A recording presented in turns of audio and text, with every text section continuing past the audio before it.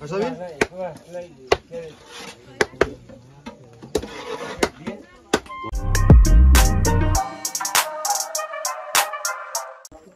everyone, welcome back to my new vlog. So आज चाहिँ हाम्रो लास्ट डे अर्थात् स्टार्टिङ डे हाम्रो बरखान्ताको पूजा आज चाहिँ लास्ट डे हो पूजाको चाहिँ। सो आज हाम्रो सबै आफन्तहरू आइसक्नु भएको छ यहाँनिर हैन। र तामाङ संस्कृति अनुसारले चाहिँ कसरी बरखान्त गरिन्छ भनेर चाहिँ आजको भिडियोमा देखाउन गइरहेको छु। अनि त्यो जुन बजाउने बाजाहरू त्यो बाजाहरूको बारेमा चाहिँ भन्न गइरहेको छु, म देखाउन गइरहेको छु। जाउँ, लेट्स गो। हाम्रो यहाँनिर भित्र सबै पूजा गर्ने ठाउँ चाहिँ यो भयो। अनि यहाँ चाहिँ हाम्रो थाङ्का भन्छ यसलाई। यहाँ चाहिँ देवी देवताको हुन्छ थाङ्का। यहाँ चाहिँ हाम्रो यो लामाको सामान हो, यो पनि नाम चाहिँ मलाई पनि थाहा छैन। यो चाहिँ बुद्ध भयो।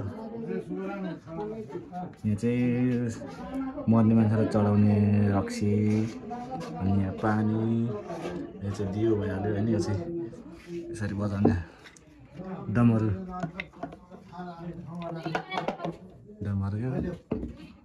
यो चाहिँ घन्टी भयो। अनि यो चाहिँ के भन्छ नाम। अनि यो चाहिँ हाम्रो पुस्तक पढ्ने लामाको पढ्ने पुस्तक हो। अनि यो चाहिँ हामीले लास्टमा चोख्याउने बेलामा अमृत पञ्चामृत भने जस्तो हो। यो चाहिँ सगुनहरू भइहाल्यो। यो चाहिँ शङ्ख, शङ्ख चाहिँ यसरी बजाउने भयो, यसरी यसरी बजाउने भयो। सो यहाँ चाहिँ हाम्रो लामाको यहाँ ठ्याङ्गी भन्छ, यो चाहिँ 108 गते चाहिँ बन्नुपर्ने हुन्छ। यो चाहिँ हाम्रो धुप भइहाल्यो। यो चाहिँ हाम्रो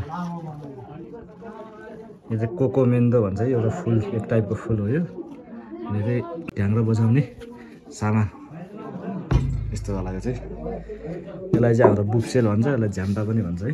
अब यो भित्रको देखाइहाले, बाहिरको हेर्नु अब यो बाहिरको चाहिँ हाम्रो बत्ती 108 नाङसल भन्छ ताङ भाषामा चाहिँ। यसमा चाहिँ डाल्डा घिउ हालेर बत्ती बालेको हुन्छ। यो चाहिँ कपास राखेर बनाएको हुन्छ कि।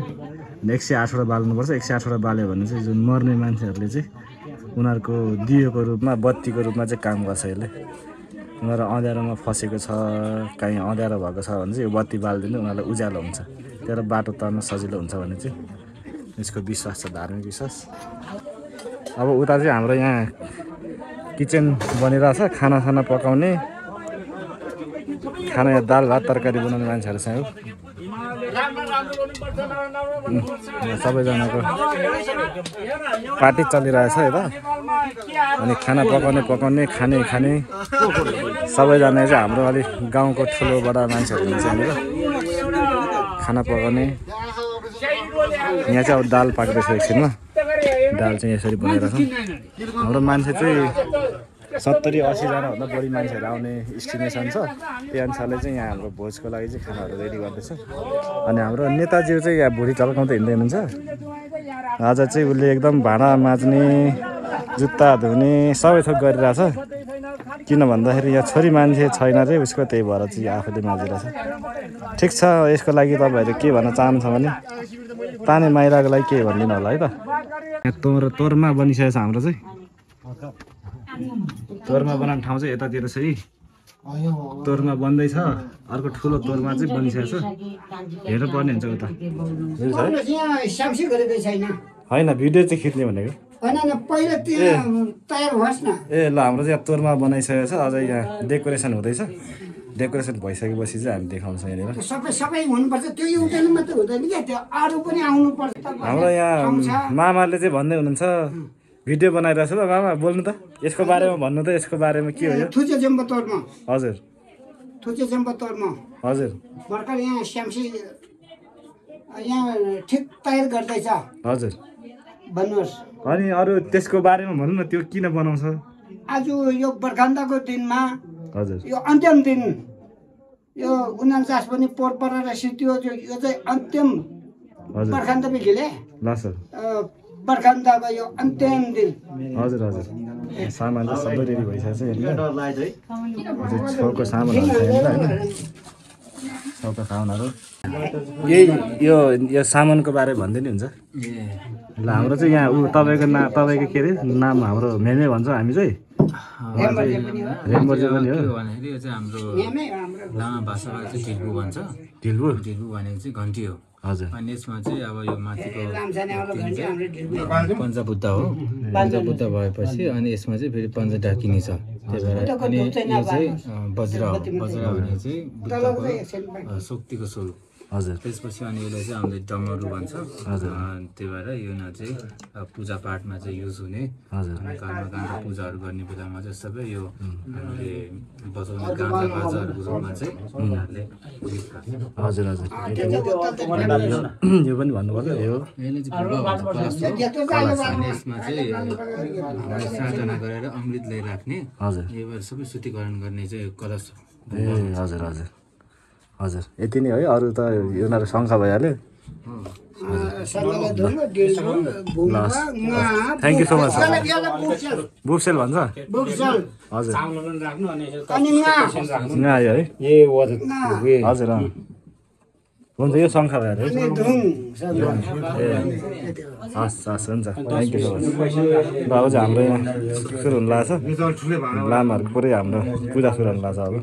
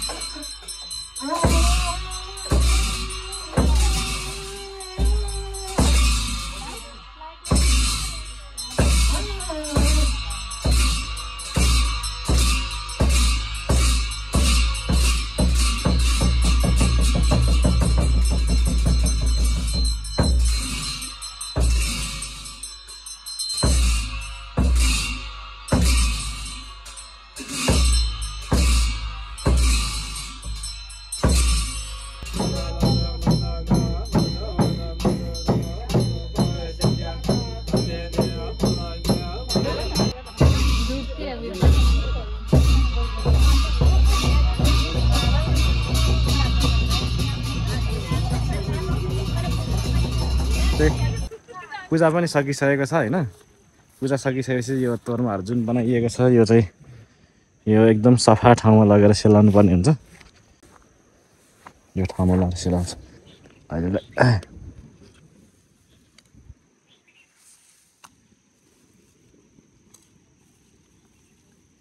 च्याक्क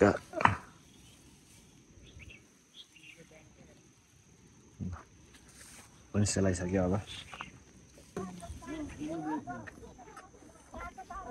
अब चाहिँ हामी यो लुङदार भनेर चाहिँ माथि लाँदैछौँ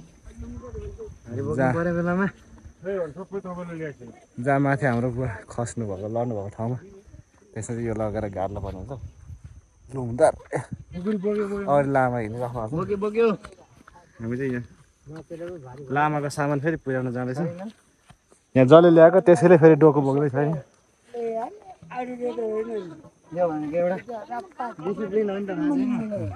मैले ल्याएको मै बोक्छु भन्छ मैले बोक्नु भनेको नि मानेन पो हिँड्नु हाम्रो भान्जीले चाहिँ आफूभन्दा ठुलो सामान बोकेर हिँड्दैछ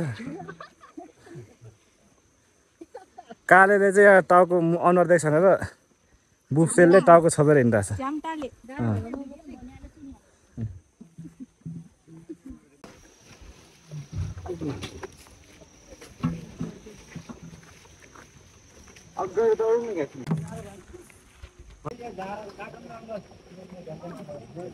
हामी चाहिँ यहाँ लुङदर गार्डन ठाउँमा आइपुगिसकेका छौँ लामाको सामानहरू बोकेर आएको छ हामीले बुम्बा बुम्बा आएछ न बुम्बा बुम्बामा भएको पानी चाहिँ ठुलो यो लागि चाहिँ एकदम शुद्ध हुन्छ जे कुरा सबभन्दा पहिला त्यसलाई शुद्ध बनाएको चाहिँ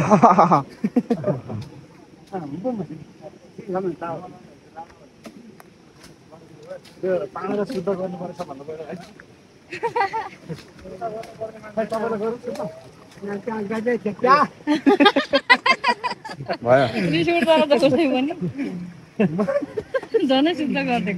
शुद्ध गरौँ भनेको मान्नु हुँदैन यहाँ शुद्ध गर्नु भनेको मान्दै हुन्न होइन उहाँ हाम्रो पुरेत हो जिस्केको मात्रै भन्ने होइन मामा पुरेत